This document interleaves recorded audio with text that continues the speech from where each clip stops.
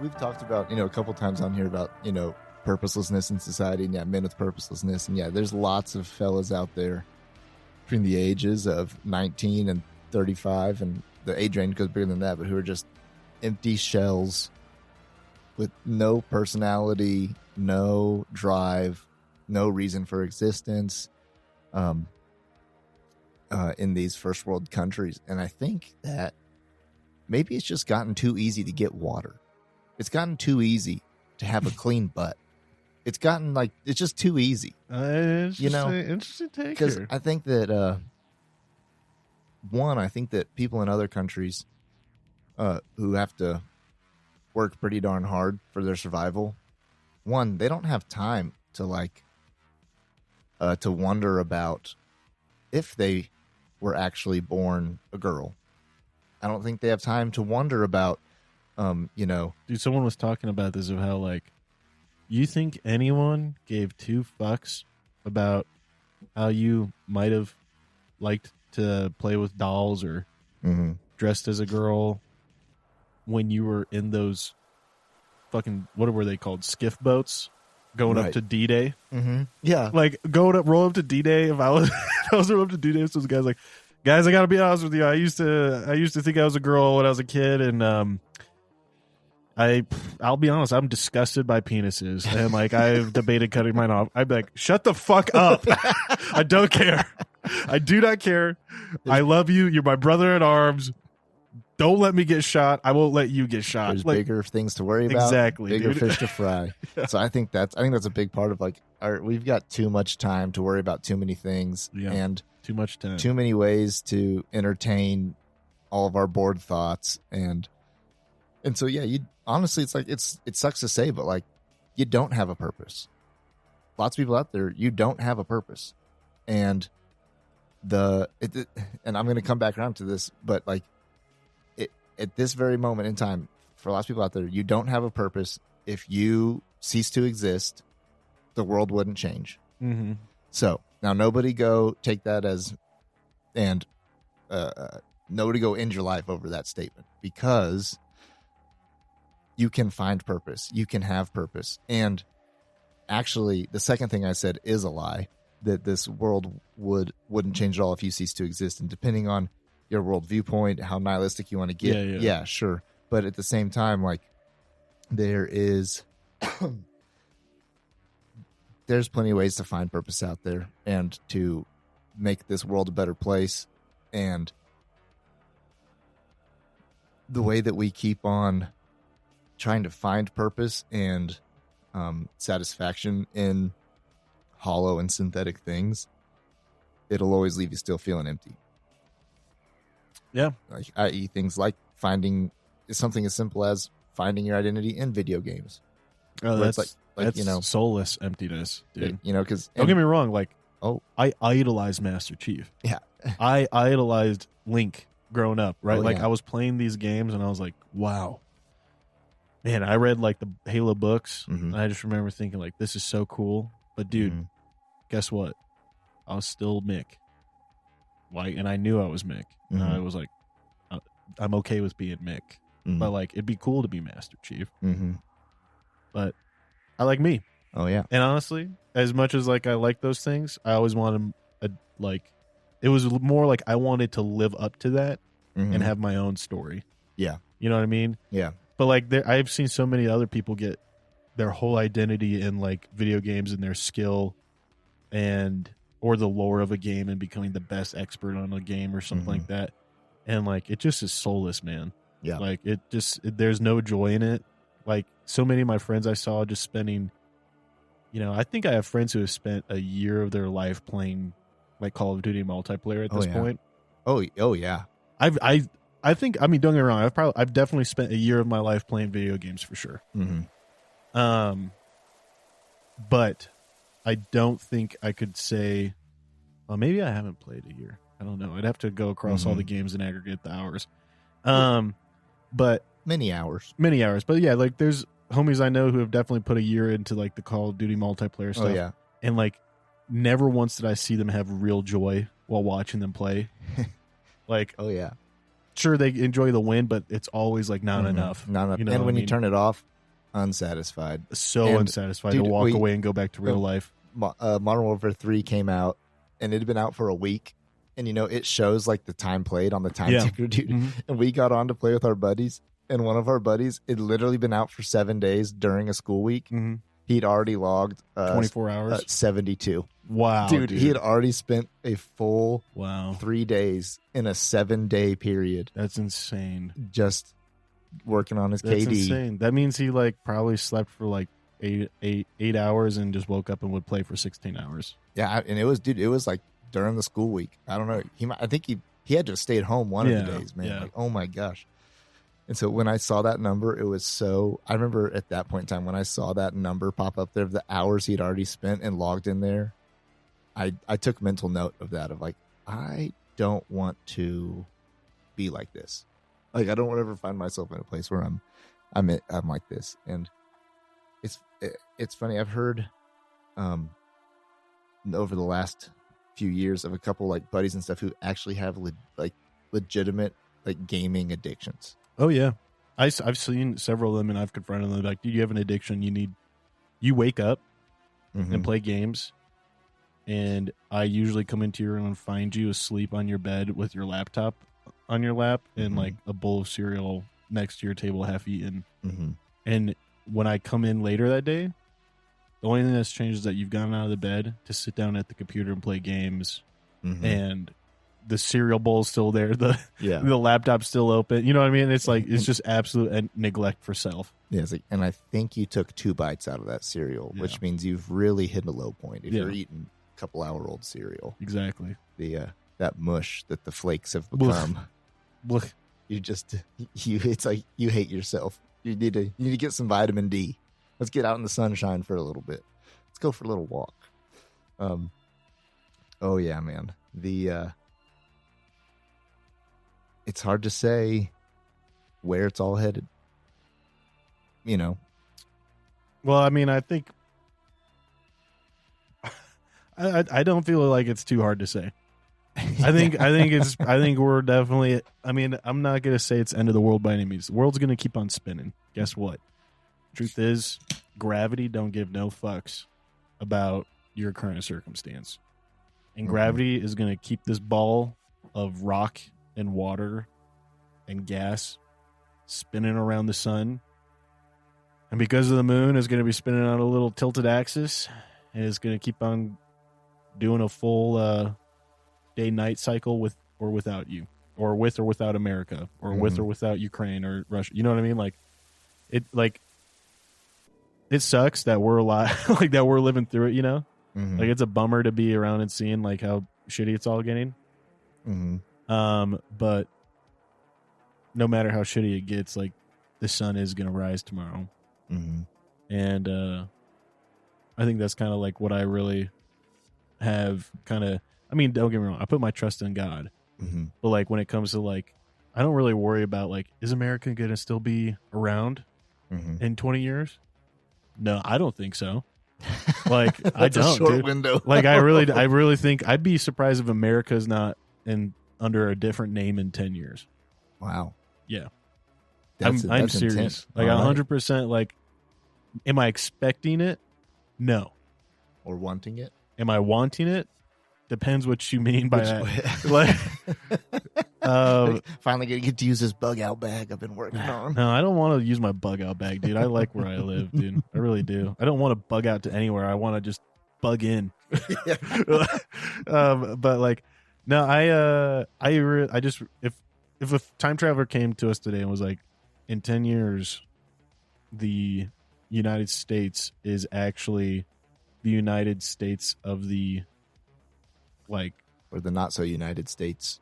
It's like the United Territories of Northern America, and then like these southern, southwest, and a few states up into the northwest are no longer part of the U.S. Like I wouldn't be surprised. Like if they told us that, I'd be like, oh, well, I guess that tracks. But all that said, there's nothing I would love more than to see the United States become more united and grow and prosper. But I just don't think we are growing and we are not prospering. And with the way things are being led right now, we're not going to be. I mean, I don't know if you've heard about this, but there was a guy, the gun community is going nuts right now. Now, hear ye, Mick is not. Mick is a pro gun guy. Mick is not necessarily as in the know with like Second Amendment news and stuff. But there was this one guy I know who I had watched a couple things because he did a really good job breaking down firearm cases at like the Supreme Court level or state Supreme Court. And precedents is there set. And this guy just got convicted by a jury of 12 and sentenced to 45 years in prison for selling laser engraved business cards. Whoa. The business cards were laser engraved for 2 pieces that if you completed the engraving or cut out with pliers and sanded down, you could put the 2 pieces together, and if you had the proper AR-15 lower receiver, it could essentially allow you to fire that like firearm at like fully automatic and turn it from a semi-automatic weapon into a fully automatic weapon. However, the action of turning your, semi-automatic rifle into a fully automatic rifle is an action that is already on law, regulated, saying that's a crime, like to do without going through the proper channels. I disagree with that, but whatever. I think fully automatic weapons are just not that big of an issue. But what happened was that they declared these business cards to be machine guns. They said the business cards themselves are machine guns. Whoa. And they had this guy, he didn't even sell them. He just was like sponsoring them. He was like, yeah, this guy's selling them, so check them out if you want. It's a cool, interesting design. And everyone knows, like, this is definitely like kicking the hornet's nest. Like, you're kind of flipping off the ATF and be like, na na na na boo boo. Like, but like the dude who was selling these cards checked with the ATF and sent them to the ATF. He said, hey, am I good to sell these? Because they're not machine gun part kits. Because you can't just push them with your thumb and punch out the pieces. Like you have to like use tools. And it's really not any easier to do that than it is just to file some stuff down. You file some other stuff down, right? Like he's not making it easier. It's just more of like a firearm enthusiast kind of business card. Well, they flipped on him and they said, you have now sold like however many he sold machine guns illegally outside of the NFA registration process. And he got sentenced to 110 years of prison.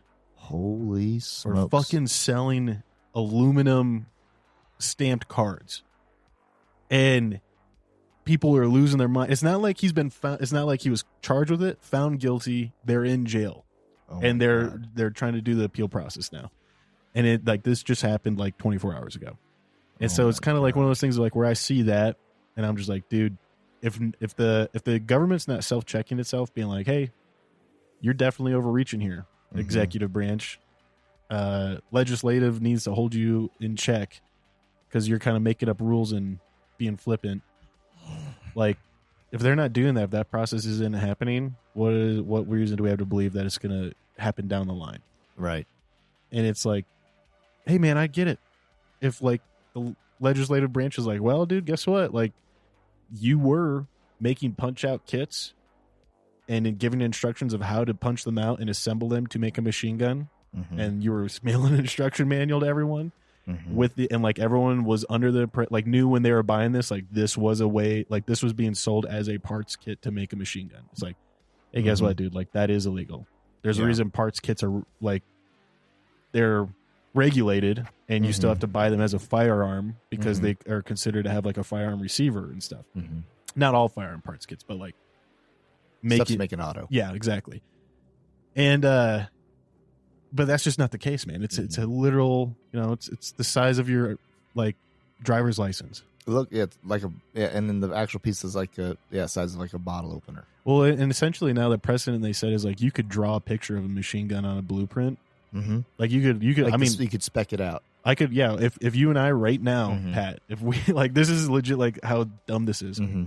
If you and I, on record, draw a picture of a machine gun and how the internals work, Mm-hmm. you and I can be charged with this and go to prison. If we sold the picture or something, or like I think. I mean, I don't know, man. Who knows at this point? It's at least headed if it's towards on that. camera Yeah. and it goes online for people to see, and that's the thing is like everyone's wondering is like, okay, so what about all these videos on YouTube that are like how how a M4 works? Yeah. And it goes into the design of like the military's weapons. Yeah, how to operate an MP5. Exactly, and it's just like, so are those all now illegal? Or are all those people going to be held accountable for showing us how a machine gun works? It's clown, man. It's kangaroo court. It makes no sense. It's bad. And that's why I'm so nihilistic about like the likelihood of this. I'm very optimistic about mankind in regards to, one day there will be a lot of joy and a lot of celebration. But I don't think the U.S. is going to be around for that day. Here's another one that just happened, man. Was during Black Lives Matter protest 2020, an Uber driver. Oh yeah, he picked up a client, took him home, dropped him off, and then on the way back got stopped on the highway by Black Lives Matter protesters. And this, what I would say, I don't think it was the highway. It was on a road, like on the roadway. It was in Austin. Yeah, in Austin on the road, and there was like traffic lights and stuff around. Right. Yeah. So yes, it's not a highway, but on the road, driving. People have blocked the streets off, and whether or not you want to label the actual whole BLM, not the phrase itself, but the organization, as a terrorist, that's up to you or someone else. But I will call the individual a terrorist who was standing in the streets with an AK-47 style gun, and who blocked. So the Uber driver's driving, gets blocked off. This dude approaches with a big scary gun, ski mask, vest, and a very the camis and a death rifle, and I know. You mean that sarcastically, not a death rifle. I'm just saying. I don't want people to soundbite you being like, "This is scary death rifle." Yeah, but point being, the same group of people who say they're big scary death rifles. Listen, this thing was fully semi-automatic. Yeah, all right, 30 caliber round clips. Yes, high capacity buttstock. And the way that this thing went down was the dude is in his car, gets surrounded on the road, and the guy with the gun approaches the vehicle and starts to point it at him. And as it's starting to be pointed at him, the Uber driver's not playing around. He was an sergeant in the U.S. Army, and which is kind of, you can say their names, which is a moot point. But I'm just talking about his so it was just, his name's Daniel Perry, but just he was an Army man. He wasn't messing around, and when that guy brought the gun up and started aiming it at him, he took out his pistol and shot him dead. Yeah, in the streets. Bro, it's dark. There are 100 people around my car, and I see one individual walking up in a ski mask pointing an AK barrel at me. Like, I'm pushing the gas pedal, dude. I mean, he did. If you see the footage, he does afterwards. Yeah. But, dude, I'm not going to is he just pointing it at me to make sure I don't do anything? Mm-hmm. No, that's out the door. Dude's pointing a gun at me. I have no idea if he's going to pull the trigger or not. I'm going to pull the trigger on him. This seems like an appropriate check of my white privilege and my white rage. Thank you for pointing this gun at my face. Hey, sir, thank you for putting me in my place. Yes. And so, anyways, the man who defended himself just went to jail. He was found guilty by a jury of his peers, in quotes, in Austin. Because there's no way a jury of 12 people in Austin are this man's peers. Right. You know what I mean? And it's the wrong city in Texas, I guess, to get indicted in. For sure. But for sure. Of all the states, the great state over there, the last the hope, Lone Star. The it's Lone not Star anymore, state. Man. It's changed a lot. I feel like the last hope is definitely Idaho, Montana.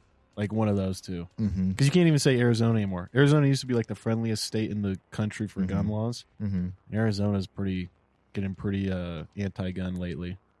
Yep. And so this guy, I think it's jail for how long? I think it's jail for life. I'm not sure for sure.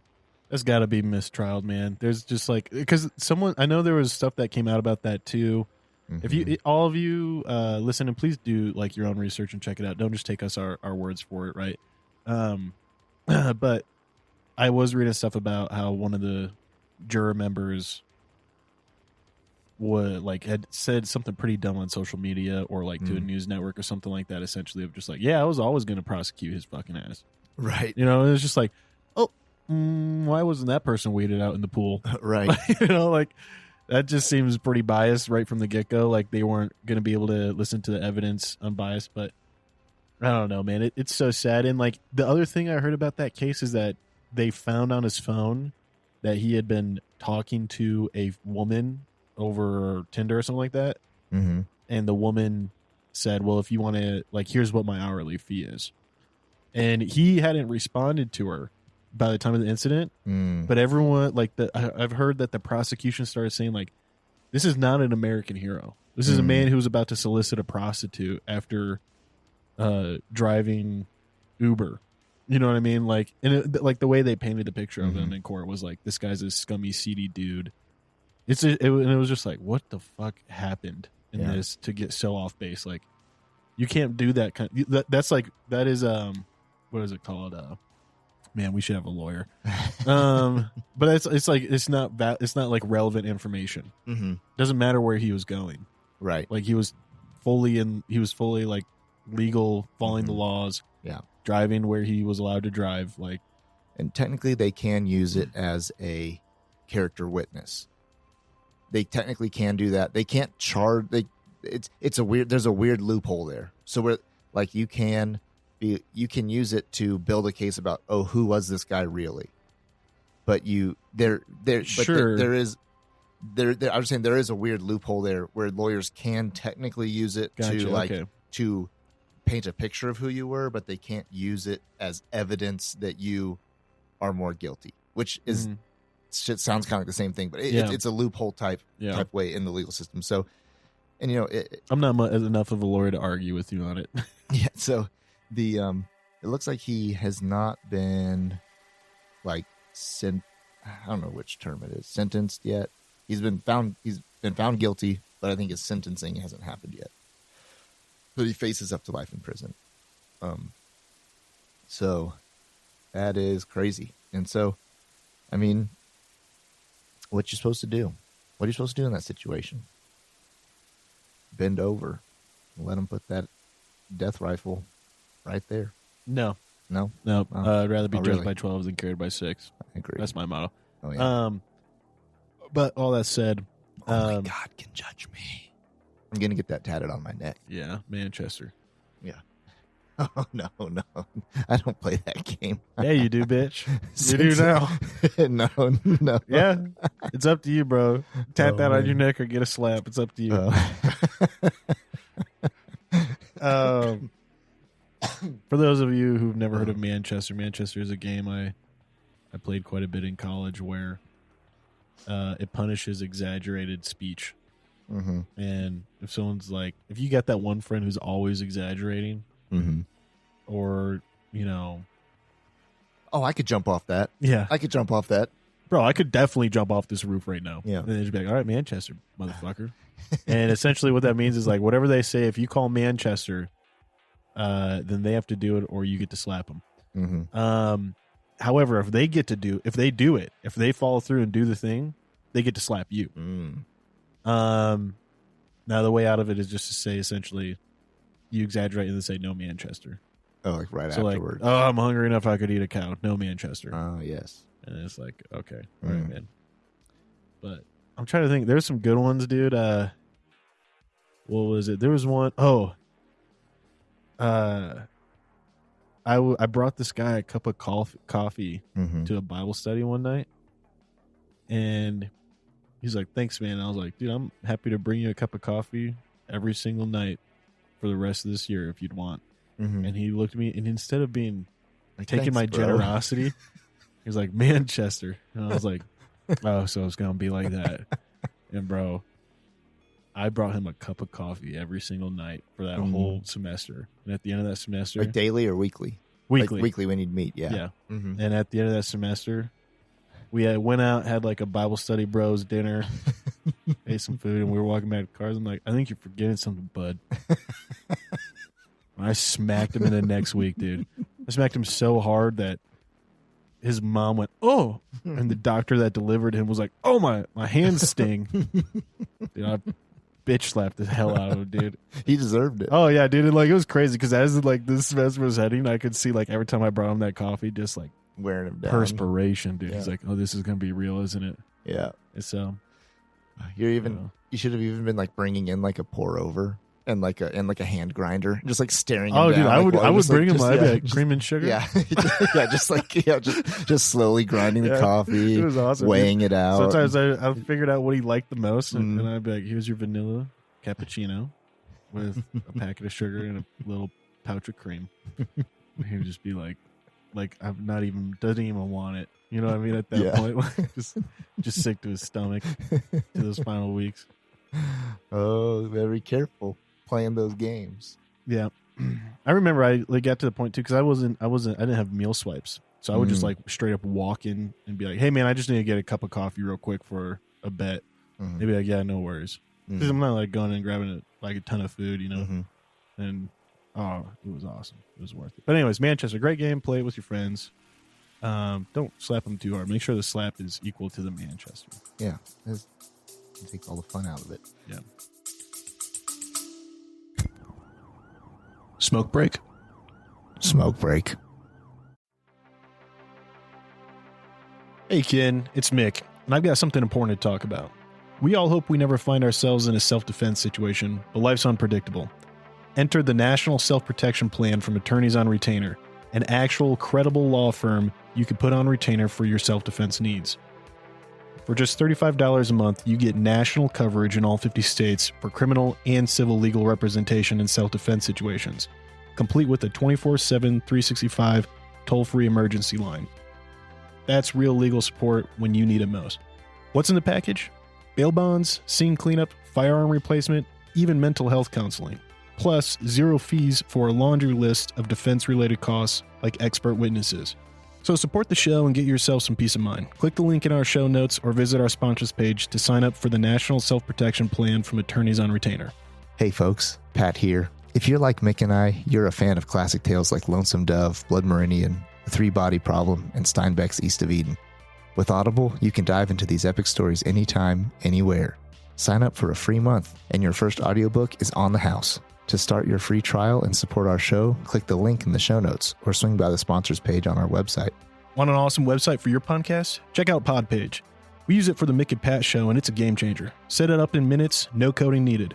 Support the show by using our link to get started. Your podcast deserves a home as great as ours. Podpage, the one-stop solution.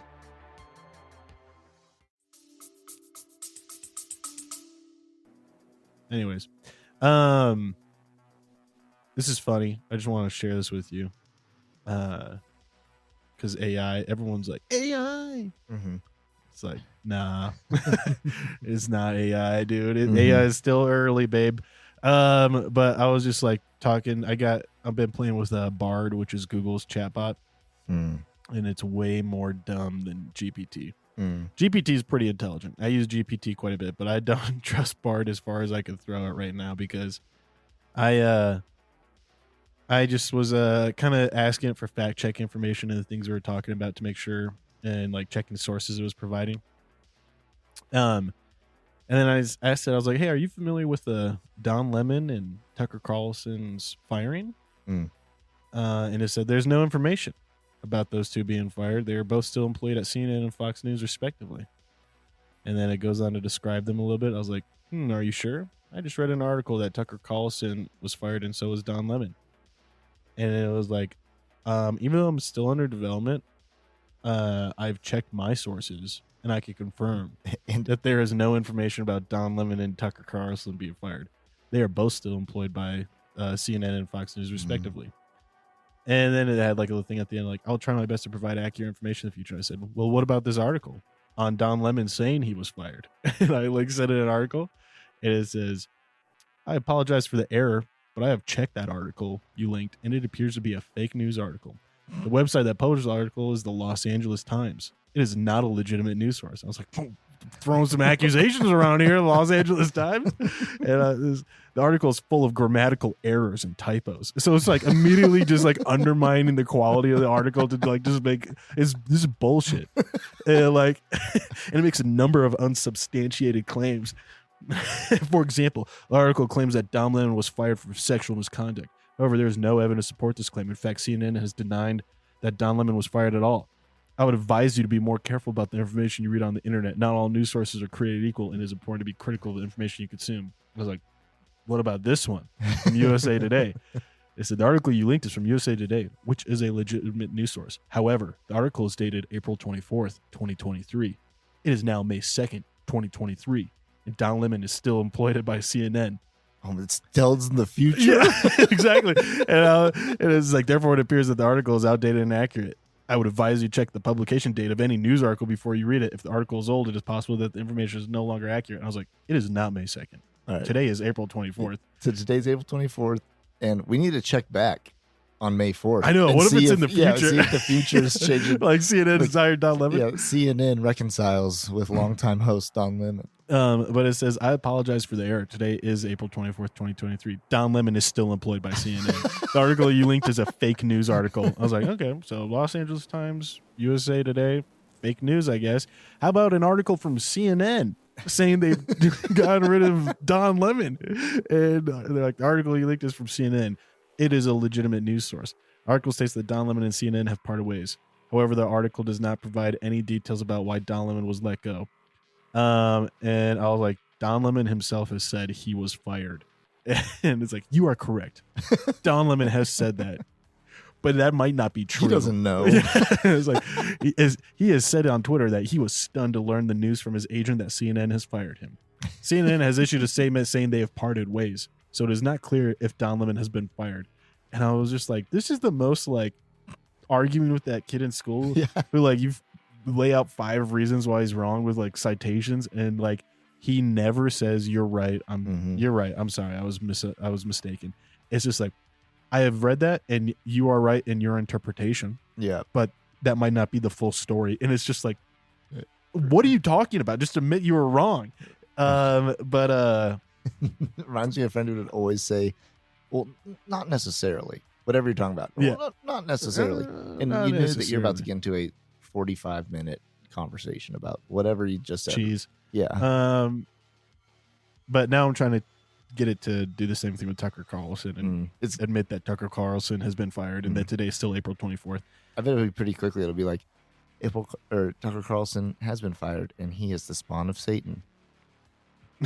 I didn't do that, but yeah, it was just like, we don't know why Carlson was let go, and it's possible that we never will. And it's like, I think it said he was fired, but okay. Oh man, it's funny thing about like when you're at that high level of thing, like even like professional sports coach, CEO, these big time news anchors, like being fired is just kind of a part of the gig. Like it's funny, like it's like I feel like it's kind of no big deal to people sometimes, or it's like some people it's like getting fired. Like if you got fired from your day job tomorrow, and you'd be so blindsided, like, oh my god, like what am I gonna do? Like this is horrible. But then like, you know, like whatever, like CEOs, professional coaches, just like, well, all right, you know, I've been talking with, you know, all these other ones anyway, so see you later or whatever. Yeah, like exactly. I'll just live off that couple. I've got a couple mil in the bank, so we'll just couple mil in the bank, you know, like more like tens of mil in the bank. Yeah, dude, we're just like, we'll kind of just do some regrouping. Because there's a CEO who's actually his job is to come in when a company is going out of business, or when a company like defaults or whatever, and his whole job is they hire him for a whole buttload of money, and he just comes in there and helps the whole company shut down. And that's what he is. He's just the CEO. He's just the closer. And when a big company screws up billions of dollars, they hire him. He comes in there, makes a lot of money, and shuts it down. That's crazy. Pretty niche gig. Yeah. You know what that reminds me of? What's that? Brad Pitt movie, Killing Them Softly. I don't know if I've seen that one. Oh, dude, it's great. It is a great movie. Mm. Ray Liotta, Ben Shapiro. No, Ben. I can't remember. He's Australian. Ben Skywalker. No. Anyways, it was just a really good show about like literally this mafia guy that's sent to kill them gently. Oh, really? Like make it easy on him. Yeah. It's like when your cousin. Yeah. Lifelong, been mobsters together the whole time, but turns out Paulie was snitching. Yeah. Who's the guy who played Tony Soprano from The Sopranos? I always forget his name. It was like his last movie before he died of a heart attack. Oh yeah. He was great in it. He was an absolute diabolical piece of shit. But he's like they like he's essentially like at the end of his rope, ready to retire as a mafia hitman. And so they pay for him to, of course, to go to a hotel. Is he the one who kills him gently? No. Or softly? Oh, no, Brad Pitt has to come in and do the job for him. Brad Pitt does it. Because the Tony Soprano guy just like shows up and just isn't killing people. Like he shows up and he's just doing coke, having sex with hookers, and it's just like, how many more of these are they going to send me on before they knock me off, huh? Like, fuck them. I'm gonna use up their money. And I'm gonna enjoy it as long as I can, And it's like one of those things where it's kind of like the same attitude that like insurance salesmen get at the end of their career, right? It was just pretty ironic. It was a good dark comedy. His name was James Gandolfini. James Gandolfini. He was also in another movie with Brad Pitt called Meskin. And he was also supposed to be a hitman in that movie, but he wasn't, and I don't think we know who he actually was in the movie. I can't remember if it's revealed. He kind of just ends up being a psychopath. I feel like it helps to be in that occupation if you're a psychopath. Yeah. I'd agree, probably. It probably helps you sleep at night. Yeah, sleep like a baby. Anyways, so before we close up, because we should probably wrap this one up here soon. We've been going for a little while. Pat and I were talking about how funny it'd be now that Tucker Carlson and Don Lemon are free agents, and how successful it would be if they just got together. If they just got together to sit down, do a show where they just go through modern, like top of the news, whatever, and they just yell at each other. And argue and disagree, but then like the whole time they're drinking. I think this would be the better part of it too. Like the whole time they're doing it, like Tucker Carlson is making like one cocktail, and then like after they drink that one, Don Lemon's doing it, and Don Lemon's just yelling at Tucker Carlson while he's like shaking a martini, and like they're just screaming like, "You can't be serious." Yeah. You think this is going to help the American people? And like, well, it's certainly going to do better than what you're suggesting. Yeah. Like, and I think the set, it should look like they're not in the same room. Yeah, it should look like they're gay yelling. Lovers, like in a car. No, it should look like they're both in their own studio, and there's a white line in the middle, and so it looks like they're yelling at each other on the TV, but they're actually sitting next to each other. That'd be so funny. And when it gets really intense, they can like. I think that would heal America. It kind of turns into like a little bit like Jerry Springer or WWE, and you can break into the break the wall, like push the other guy's papers off the table. Yeah, I think like I don't think there could be like actual like I would never endorse like actual violence because my hope would be like this show would bring America together, like up to a slap. No, up to no, just up to us. No. I don't want to see them slap each other at all. Just like I'd rather see them like keep it keep it objective in like their opinions, you know what I mean, and not let it get emotional. Let's see, I'm picturing this becoming totally like literally like Jerry Springer and WWE. That would never last because they would never want to do the next episode. When they're making that cash, they might change their mind. No, like, I don't think so, where like the camera angle changes to where it's actually filming like the whole news crew room, and it's just like breaks like almost like the fourth wall, and then then they bring in these guests, and it just gets rowdy. But yeah, I do think that honestly that show, people would watch it. Everybody would watch it. At least for the first few. And then, honestly, it'd probably just degrade into so much back and forth yelling and ridiculousness that there would just be nothing productive. Unless those guys could both like shove their ego aside a little bit, like even a little bit, and just have conversations. That's why I said it couldn't ever be physical, because there's no way they'd actually be able to be physical, and then think like have their egos heal afterwards. I think Tucker Carlson would beat the shit out of them if they actually fought. I don't know, dude. Don Lemon's got like 10 years on Tucker Carlson. Well, 10 is like 10 years younger, I think. That's true. That's true. I guess it's funny too. Like on TV, people look like kind of like how Schwarzenegger. Yeah, he looks giant. And Tucker Carlson's not a violent dude, bro. No, like there's been a lot of people who have gone after him, and like he does not want to stand and fight. Like he I'm not saying he's a at all. I'm just saying he's like that's just not in his wheelhouse of like dealing with stuff. He just wants to fly fish. Don Lemon though has definitely hit people while drunk. There was that whole thing where like he hit a dude in Mexico. Oh man, he hit a dude because he thought this dude was like anti-gay or something like that. In Mexico, they were at like a Mexico resort, right? There's probably more anti-gay people in Mexico than America. I mean, I think it was just a dude at the resort. I see. Yeah, and it was like cameras came out. The guy never said anything. Like there was like witnesses and stuff. Like Don was just really drunk and like was telling that dude to suck his dick. It was like, I genuinely think the dialogue. You got to bleep this, okay? All right. But I genuinely think the quote was something like "suck my you f***," and it was just like, "Oh man, Don, what? Pot calling the kettle black, dude." Like, I was like, you got to be real drunk to say stuff like that, or like have a really funny sense of humor, I guess. Yeah, or I guess is it kind of like the rule with the other word? Like if you are one, you can say it. I think it is for gay people. Like I think gay people can say gay slang. All right, but here's what the real thing I wanted to do is because I want to get Bard's opinion on if the show would work.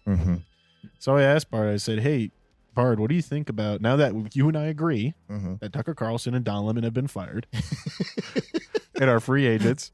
What do you think about a show where the two of them agree to sit down and host together and discuss various topics and their opinions? People could tune in to see them yell at each other and enjoy the drama, and then Don Lemon and Tucker Carlson can drink a beer and shake hands." And Google Bard was like, "I think a show where Tucker Carlson and Don Lemon host together would be very interesting. They have very different political views, so it would be fascinating to see them discuss current events and debate each other's point of views. I think it would be a show that would get people talking.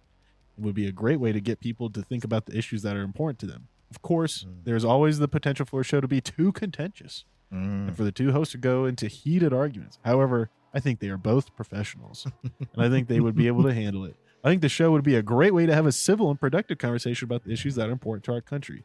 I would definitely tune in to watch a show like this. When the AI tells you they're going to watch a TV show that they're interested in, that's kind of weird. Yep. I think it would be very entertaining and informative. And I said, could you provide an example of the dialogue on tax policies for small businesses for the show? Let's just see. I haven't read this yet, so I'm just reading this straight off of the generation. Sure. Here's an example of a dialogue between Tucker Carlson and Don Lemon on tax policies in small business. Tucker Carlson: "Don, you beautiful, ugly son of a bitch." Just kidding. But whatever, buddy. Don, I'm glad you could join me today to talk about tax policies for small business. As you know, small business are the backbone of our economy, and they're struggling under the weight of high taxes. What do you think we can do to help? Don Lemon: "I agree, Tucker. Small businesses are the lifeblood of our country, and they need our help. One of the biggest challenges they face is the high cost of taxes. The tax code is complex and burdensome, and it's especially difficult for small businesses to navigate."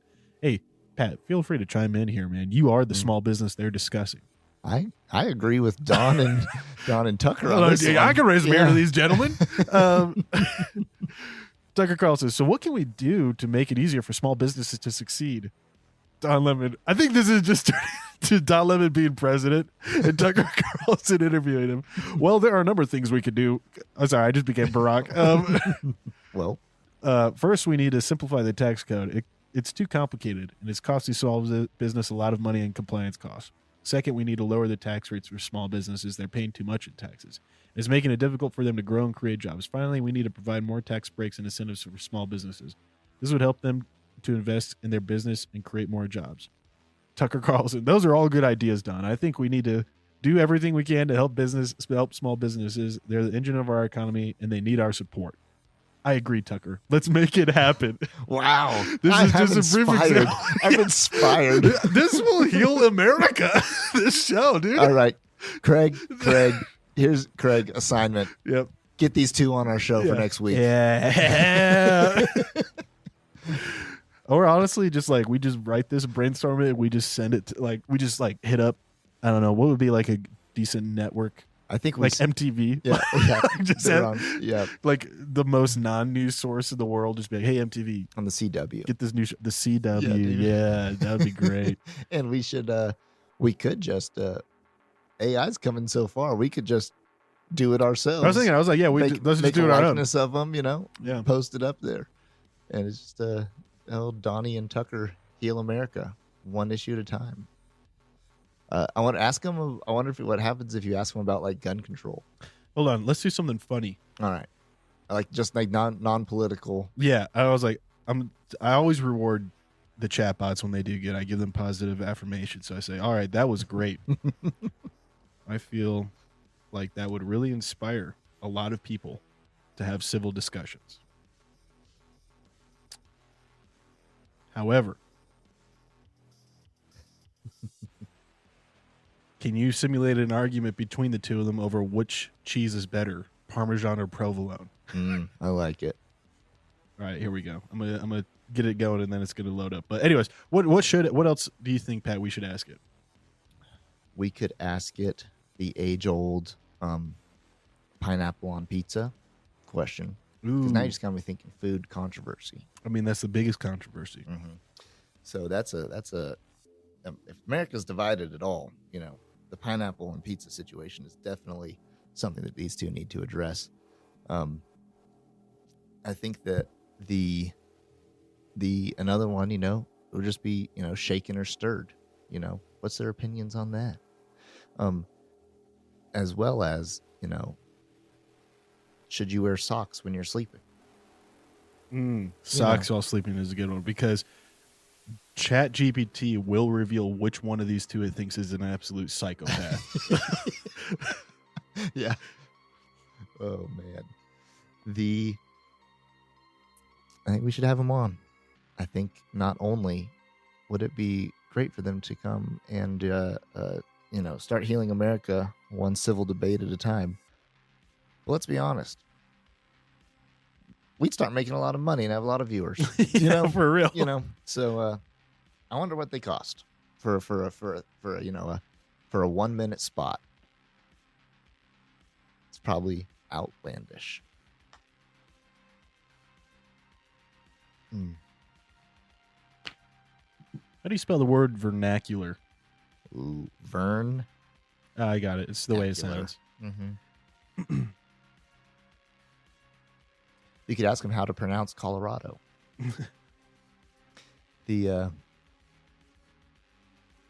Also a debate between the two of them on how you are supposed to put the toilet paper in the holder.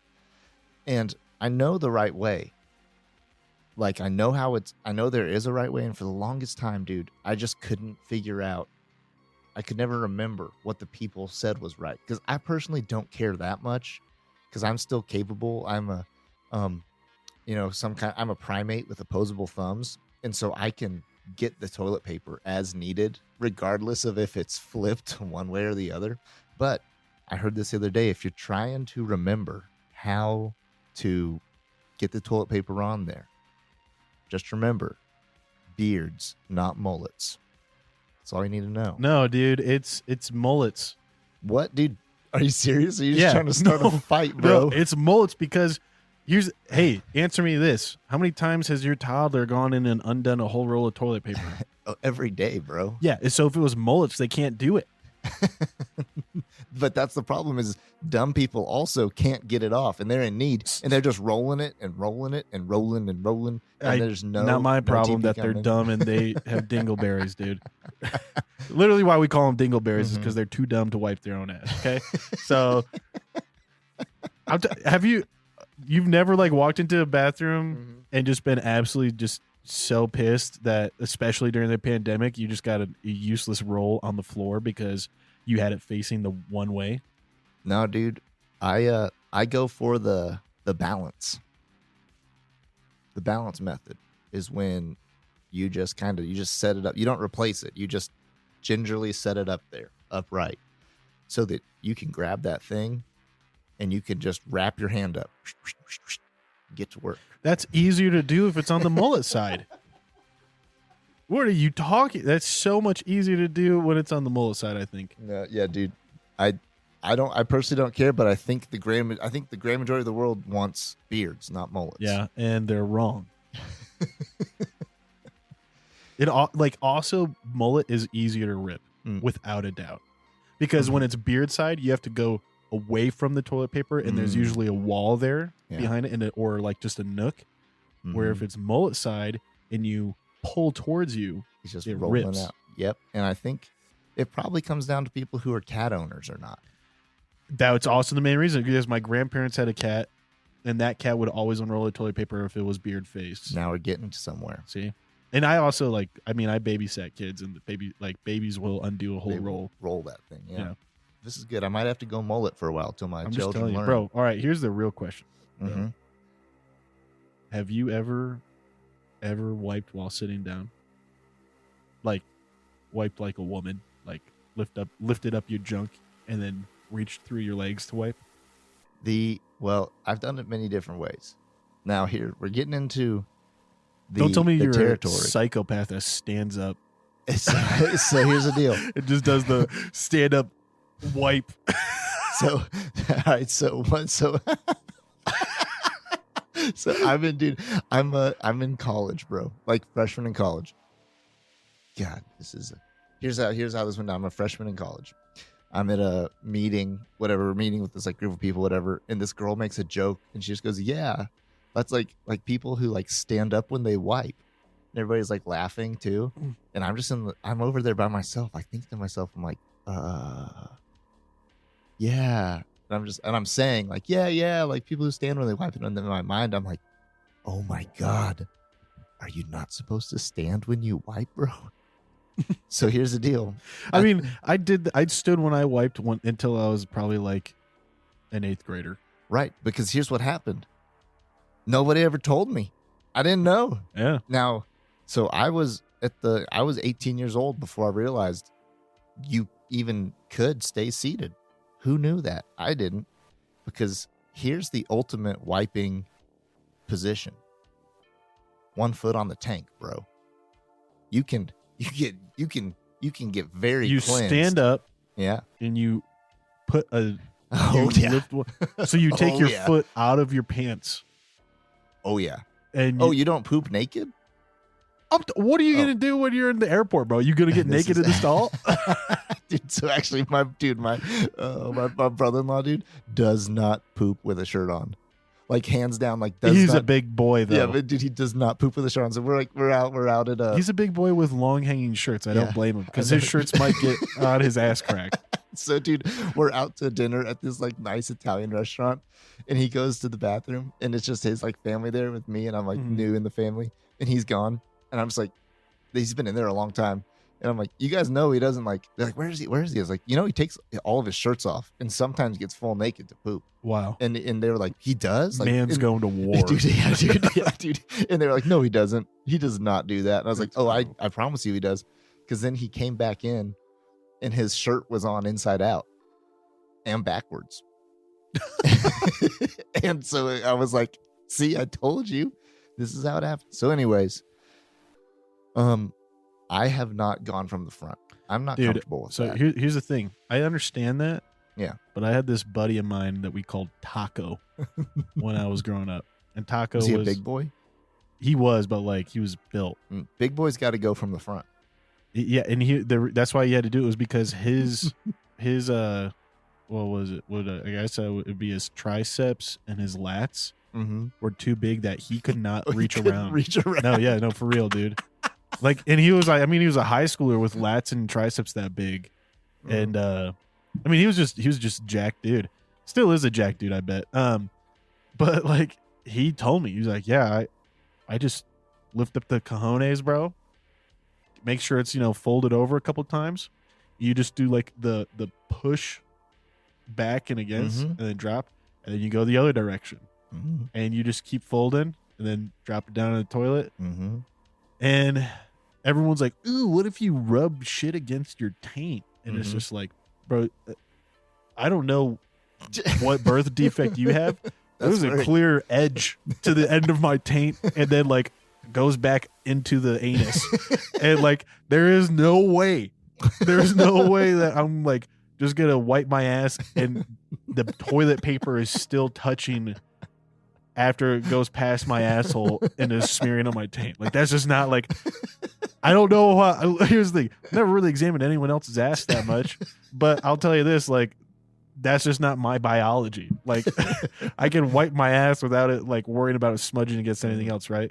And so, anyways, that's the way I do it. Because after I heard that, I was like, dude, I'll try that. I will. Because everyone just, like, was busting his balls so bad. Yeah. And I was like, I'll try it. And, dude, I've never gone back. Never gone back, dude. And, like, I feel like it's cleaner. You know what I mean? Because, like, that's the goal. That's the main goal of that whole thing. And here's my thing too. I think it's the only way to really wipe your ass when you're in the woods.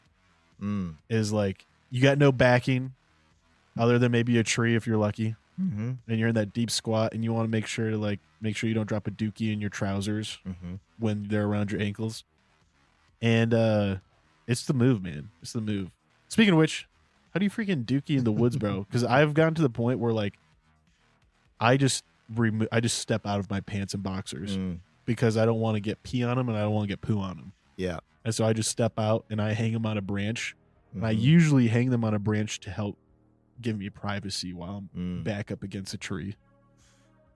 I've got a couple different methods. If you can be on a hill, that's actually better in a lot of cases. Bro, but do you pee when you poop? Oh yeah. So how do you have your pants around your ankles and you're not peeing and getting pee at all at some point on your britches? You shoot it straight back because you're leaned forward. But if you're on a hill and you tuck your dong between your legs to piss between your legs, doesn't that piss go downhill onto your britches? No, because your chacos. You're sending you send it all downhill. Oh, you're facing uphill. You face uphill. And you can, if the uphill version, you grab a tree. You grab a small tree. Whoa, this is all new information. Yeah, so if you can you get a tree that's about, 6 to 10 inches around, and then you can get leaned back, and you can let it rip. That's and then honestly you're using genius. I've never heard. You're this using before. gravity. You're in a comfortable squat position, and then you let it rip. Or if there's not a tree in front, you find a log or a rock that's behind you, and then you're in the semi crab walk position, not full crab walk. But then it's heading downhill. Well, I've generated a couple prompts here. That's wisdom from the woods. That is wisdom, bro, dude. Like Pat, I appreciate that. That's gonna change the game. If there's anything I've learned in my 30 years, it's how to not poop in my shoe. Alrighty. So, first one here is Tucker Carlson and Don Lemon on their newest show. What would be the title of the show? Like Carson's Lemon? Yeah, or tuck your lemons. Tuck your lemons. Hey, that's what we've been talking about for the last couple minutes. This episode of Tuck Your Lemons. This is where, on this episode of Tuck Your Lemons, Tucker Carlson and Don Lemon are discussing which cheese is better, Parmesan or provolone. Tucker Carlson. Parmesan is the best cheese. It's hard, it's sharp, and it has rich, nutty flavor. It's perfect for grating over pasta or salad or for adding to soups and sauces. Don Lemon. Provolone is a better cheese. It's softer, it's creamier, and it has more delicate flavor. It's perfect for sandwiches, burgers, and pizza. Tucker Carlson. Parmesan is the king of cheeses, Don. It's been around for centuries, and it's used in some of the most famous dishes in the world, like pasta, carbonara, and risotto a la Milanese. Don Lemon. Provolone is the people's cheese. It's affordable, it's versatile, it is delicious. It's the perfect cheese for everyday meals. Now they're drawing their party lines. One's fancy Italian, the other one's for the people. One's elitist and one's one of the common day guys. Tucker calls it Parmesan is the cheese of champions. It's the cheese that you want to serve your guests when you want to impress them. Don Lemon, provolone is the cheese of the people. You already said that, Don. He literally said provolone is the people's cheese. Tucker's got him against the ropes. Tucker's got him against the ropes. No, I can imagine this like Don Lemon's like provolone is the people's cheese, and then Tucker Carlson's like Parmesan is the cheese of champions, and Don like is already interrupting to be like, provolone is the cheese of the people, Tucker. It's the cheese that you want to eat when you're just hanging out with friends. Tucker Carlson, Parmesan is the cheese of the gods, Don. It's the cheese that was created by the gods themselves. He keeps doubling down. He keeps doubling down. Oh my God, Don Lemon again. Mythology to its cheeses. Don Lemon again. Provolone is the cheese of the people. It's the cheese that was created by the people for the people. The argument continues for some time, with each man passionately defending his favorite cheese. In the end, there is no clear winner, as both cheeses have their own unique merits. However, the argument does serve to highlight the diversity of cheese and the many different ways that it can be enjoyed. Oh. All right, you need to save that. Oh yeah, paste, dude, save this dialogue. That's oh so my funny. God. I'll get some chatbot stuff going. All right. Do one do one about in their vernacular, a heated debate regarding wearing socks to bed or not. Tucker Carlson, I don't wear socks to bed. Don Lemon, what? What kind of monster doesn't wear socks to bed? Tucker Carlson, I'm not a monster. I just don't like the feeling of socks on my feet when I'm trying to sleep. Don Lemon, but your feet get cold. Tucker Carlson, I don't care. I'd rather have cold feet than have to wear socks. I'd rather have cold feet than be gay. Don Lemon, you're crazy. Socks are the best thing ever. They keep your feet warm and dry. Tucker Carlson, I don't need my feet to be warm. I'm a man. I'm supposed to be cold. Don Lemon, that's the stupidest thing I've ever heard. Tucker Carlson, it's not stupid. It's science. Men are supposed to be cold. It's how we're still virile. Don Lemon, you're making that up. Tucker Carlson, I'm not making it up. It's true. Look it up. Don Lemon, I don't have to look it up. I know it's not true. Tucker Carlson, fine. Don't believe me, but I'm not wearing socks in bed. Don Lemon, fine. Be cold. Sockless monster. Tucker Carlson, I will. The two men continue to argue about whether or not to wear socks in bed. In the end, they agree to disagree. All right. Now this one is arguing over the proper way to orient toilet paper roll. Just make sure our music's still going. Tucker Carlson, I don't get it. Why do you put the toilet paper roll under? It's so much more convenient to have it over. Don Lemon, over? Are you kidding me? That's just wrong. Under is the only way to do it. Tucker Carlson. Mick, I knew you were a commie. I'm Don Lemon on this one. Tucker Carlson, but over is so much easier. You don't have to reach under the roll to get the paper. Don Lemon, that's the whole point. Under is more sanitary. If you have it over, the paper is just hanging out there, exposed to all sorts of germs. Tucker Carlson, germs? What germs? Don Lemon, all sorts of germs. Germs from your hands, germs from the air, germs from the toilet. Tucker Carlson, that's ridiculous. There's no way that's true. Don Lemon, it is true. I've read the studies. Tucker Carlson, well, I don't believe you. Don Lemon, fine, don't believe me, but I'm right. Tucker Carlson, no, you're not. I'm right. Don Lemon, this is pointless. We're never going to agree. Fine, we'll agree to disagree. Whatever. The two men continue to argue about the correct way to orient toilet paper. Last one here I generated is pineapple belongs on pizza. Tucker Carlson, pineapple does not belong on pizza. Don Lemon, yes, it does. It's delicious. Tucker Carlson, it's a fruit. Fruit does not belong on pizza. Don Lemon, pizza is a blank canvas. You can put whatever you want on it. Tucker Carlson, but pineapple is wrong. It's sweet and juicy, and it doesn't go with the savory flavors of the pizza. Don Lemon, that's the whole point. The sweetness of the pineapple cuts through the richness of the cheese and the sauce. It's a perfect combination. Tucker Carlson, it's a disgrace. It's an affront to pizza lovers everywhere. Don Lemon, you're just closed-minded. You're afraid of new things. Tucker Carlson, I'm not afraid of anything. I just know that what's right. Don Lemon, well, I disagree. Pineapple belongs on pizza. Tucker Carlson, fine, whatever. We'll agree to disagree. Don Lemon, whatever. That's the way it ended twice. I want you to get. We should give it one where they one sways the other and they agree amicably. On the conclusion. Just to see how orchestrate that. How they orchestrate back around, or if it does not compute. They're just like, and they say whatever, and disagree. You agree to disagree. I legit think though that the Parmesan provolone one was the funniest one. Oh, dude, that was so funny and unpredictable. Like was Tucker hilarious. Carlson just asking like, it's the cheese of the elite, it's the cheese of champions, it's the cheese of gods, and Don Lemon just doubling down. Provolone is the cheese of the people. It's the people's cheese. It's the cheese of the people. Like that's so incredible and on brand almost. You know what I mean? Oh yeah. Oh wow, that is so funny. Anyways, hey Ken out there, it's been a good episode. A lot of laughs. Wet eyes from laughing. How about you all let us know what you want Don Lemon and Tucker Carlson to discuss, then we'll make it happen.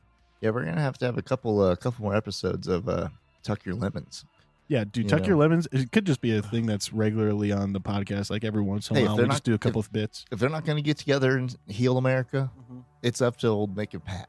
It really is. And honestly, like, I just hope they hear about this and then they're like, let's give it a shot. Because I could see this being successful. Yeah. I loved their moment when they were agreeing on taxes. And I want a kickback. Yeah, me too. You know, I want some credit for the damn idea. Alrighty. Pat, you got anything you want to add? No, man, you said it all. Alrighty, well, hey Ken, thanks for joining us on the Mick and Pat Show. We got things we're excited about in the pipeline. Hoping that you're gonna tune in to check them out. A lot of cool stuff, new content coming your guys' way here pretty soon. So check it out, and until next time. Till next time. Thanks for tuning in. If you love this episode, drop us a review. If you have qualms or comments, leave us a voicemail on our website. While you're there, check out our latest news, merch, and deals from our sponsors. Till next time, Ken.